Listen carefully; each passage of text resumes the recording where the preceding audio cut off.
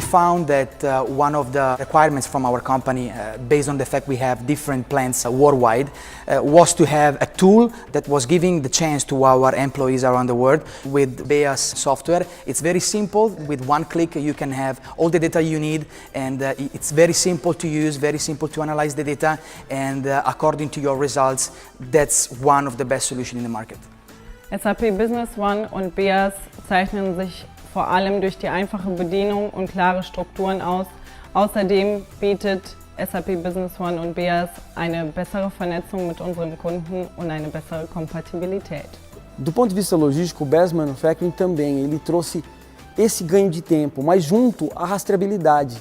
Então, assim, ganho de tempo e eficiência com segurança, você tem um processo na tua mão e com isso os lucros vão aumentando. Você tem a certeza que está fazendo um bom trabalho, com mais tranquilidade e com maior velocidade. Integramos Beas a nuestro proceso de fabricación con la intención de llevar el control de las órdenes de fabricación, de ensamble y poderlo integrar al ERP.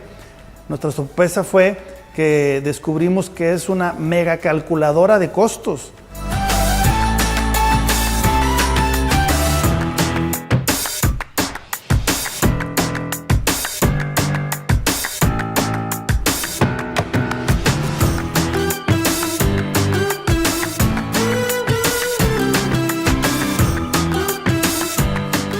L'uso di SAP Business One e Beas ha facilitato e ha migliorato tantissimo il mio lavoro personalmente.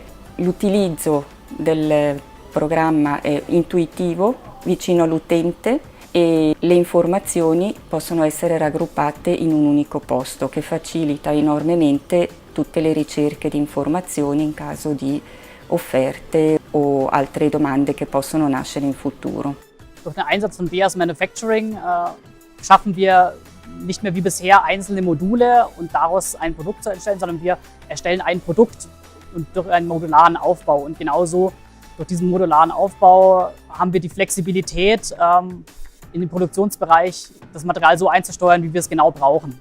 I would describe Beas manufacturing with 3 words: efficient, cost-effective, and easy to use. Sin Beas ya no podemos vivir nosotros aquí.